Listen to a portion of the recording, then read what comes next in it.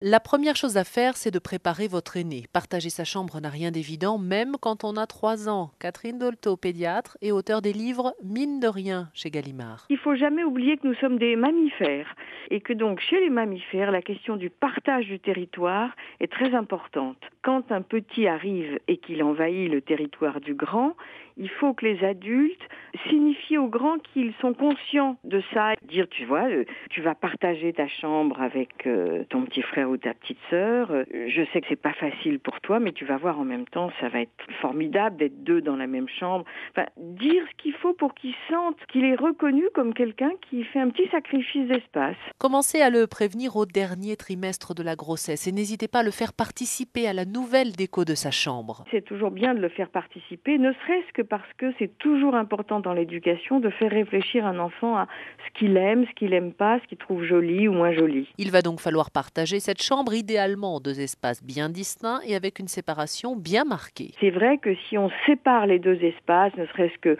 par un rideau, par une cloison, par une petite bibliothèque, c'est toujours un peu mieux parce qu'ils n'ont pas forcément les mêmes besoins en lumière, en disponibilité des parents au chevet du lit de l'enfant quand il y en a un des deux qui a un petit problème. Si la chambre est tout en longueur, l'évidence, c'est de la couper en largeur. Pour cela, vous pouvez utiliser un paravent, des portes coulissantes ou bien installer une petite cloison d'1,50 m de haut.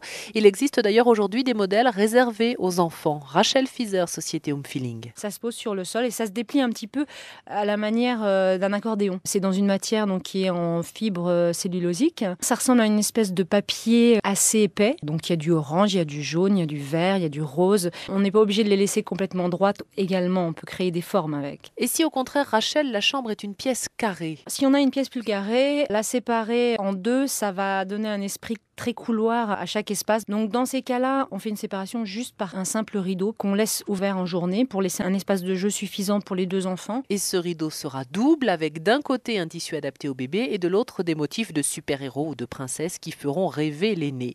Car il est primordial de personnaliser chaque espace, au mur déjà, avec pourquoi pas 2 couleurs différentes. Orange un petit peu mandarine, un vert pomme, un bleu turquoise, des couleurs un petit peu acidulées. Mais on peut aussi faire une déco où on a finalement les mêmes couleurs pour l'aîné et pour le bébé, sauf que pour l'aîné, on prend des tons un petit peu plus peps, et puis pour le bébé, des tons un petit peu plus doux, un petit peu plus pastel. Personnalisez aussi les meubles, chacun son armoire, sa commode, ses casiers de jeu, chacun sa lampe également. Quant au lit de l'aîné, pensez aux lits caissons, ces lits qui sont fermés sur 3 côtés. C'est un lit qui a un petit esprit cabane. Les enfants, notamment de 3-4 ans, apprécient énormément ce genre d'espace, d'autant plus qu'ils étaient il n'y a pas très longtemps encore dans un lit à barreaux.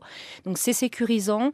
Phoniquement, ça permet justement de séparer un petit peu l'espace bébé et l'espace de sommeil de l'aîné. Et c'est tout à fait possible de le fabriquer vous-même en fixant des plaques de médium sur un lit classique. Pour créer une complicité entre frères et sœurs dans cette chambre, vous pouvez créer un passage entre leurs deux mondes avec par exemple un tunnel en tissu. Oui, des tunnels un petit peu accordéon qu'on peut ouvrir ou fermer à souhait. Donc pour pouvoir passer d'un espace à l'autre, les enfants doivent ramper dans le tunnel et ça c'est un côté très ludique, les enfants adorent ramper. Il y a aussi le système des écriteaux, ces petites ardoises avec un message autorisant ou non la venue des frères et sœurs. C'est bien qu'ils puissent s'isoler et puis le manifester, mais à l'inverse, il faut aussi qu'ils puissent dire « voilà, maintenant je veux bien que tu rentres dans ma chambre ». Alors quand ils savent pas lire, on peut toujours utiliser les pictogrammes, on utilise des dessins, on utilise un sourire. Et jusqu'à quel âge ces enfants vont-ils pouvoir cohabiter dans la même chambre, Catherine Dolto? Ça dépend vraiment de leur niveau scolaire, s'il y en a un qui a beaucoup besoin de calme ou pas. Et après, au-delà de 8-9 ans, ça dépend vraiment de leur entente. Il y a des enfants qui s'entendent très très bien et ça posera pas problème, et d'autres pour qui ça va être difficile. Donc dans ces cas-là, il vaut mieux avoir un petit espace mais séparé qu'un grand espace à deux. D'autres idées déco sur la chambre d'enfant, c'est sur franceinfo.fr.